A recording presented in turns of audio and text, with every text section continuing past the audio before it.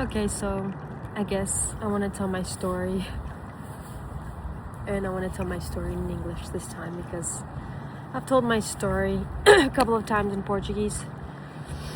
But since here, right, in the United States of America, I guess I should speak English, and I'm choosing to speak English. Okay, so who am I? I'm just a regular person, I guess. A regular person that woke up one day asking too many questions. Why this? Why that?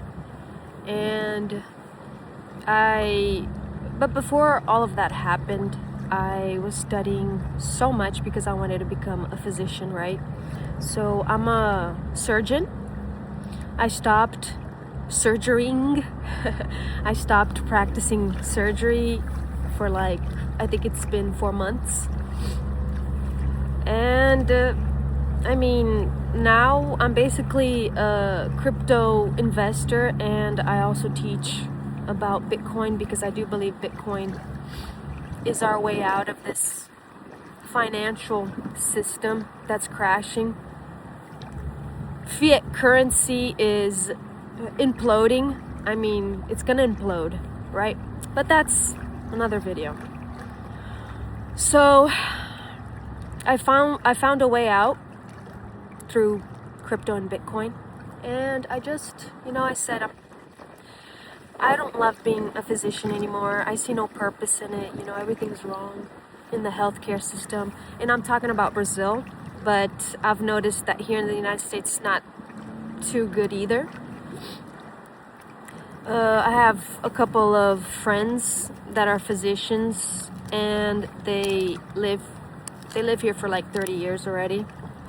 So they were telling me that here in the United States, nurses can prescribe medicine.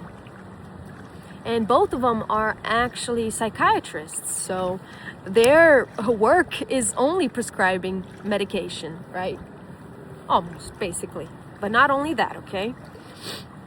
And so they get these patients that they would tell them, oh, my doctor prescribed me this.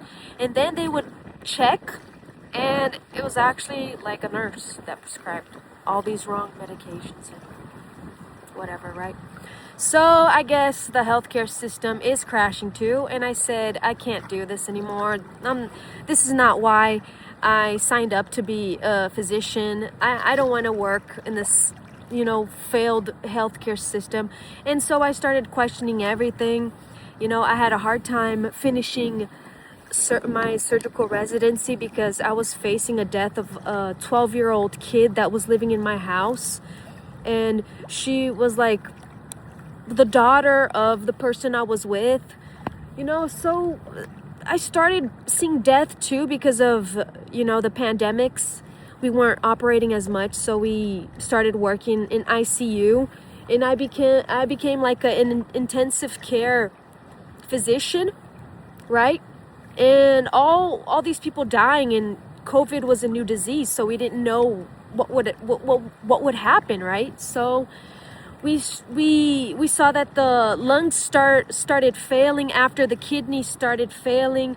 And the patients would have all these circulatory problems like thrombosis and whatnot. Excuse my English, because I'm actually Brazilian, so I consider English my first language, but since I've been back to Brazil since I was 12, sometimes I feel that my English, is kind of rusty.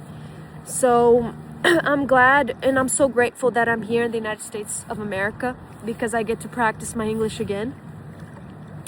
But we had all these problems, these health problems with these patients that were dying. And, their lungs started failing. We actually needed a machine to help them breathe, and then their kidneys started failing, so we had to have this other machine to filter the blood. And dude, it was crazy. So I was so depressed because my daughter-in-law, I would say, was dying of cancer. She had, you know, Edwing's sarcoma. Edwing's sarcoma. I don't know, in her scapula. I don't know, like this scapula in Portuguese. And you know, 1 year later she died. It was like so fast. So death everywhere. I'm completely depressed because my girlfriend at the time, she was dying because that was her baby, right? So she got really depressed. I started wasting all my money, spending all my money to try to help her. You know, like, oh, please, let's not, you know, what was I supposed to do? So that's what I did. And I would also, you know, like run away from all that, working more. So I would dig myself even deeper in work. And this was in the pandemic. So I would, you know, talk to these families, telling them that the patient died suddenly. And the family couldn't even go to the ICU, right? Because everybody was actually isolated because it was very contagious. So you would be telling in the phone, and we would call the parents like once a day to actually tell them how the patient was doing. You know, it was so distant and so cold and so horrible. My goodness, you know, I can write a book of all the patients that I lost. It was horrible. But, you know, so I started questioning everything. Like, am I gonna kill myself working as a physician? Is that what I want for the rest of my life? Because I'm miserable. You know, the healthcare system sucks. I operated some people that actually didn't need to be operated in the private care system there in Brazil. So I was like, nope, yep, this is not for me. I ditched the private care, and then I was working in the public care. And, you know, we had so many deficiencies. I mean, like a cancer patient was brought into me, right? And then I would tell them that, I'm sorry, there's nothing I can do because you're not in emergency need, or, you know, you're not going to die in the next 24 hours. So no hospital will admit you. So you're going to have to go through the public healthcare system, which is SUS in Brazil.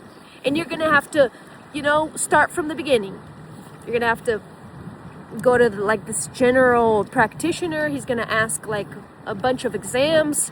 And then after that, he's probably going to transfer you to a specific, depending on where the cancer is. And then after that, they're going to have to ask for a biopsy.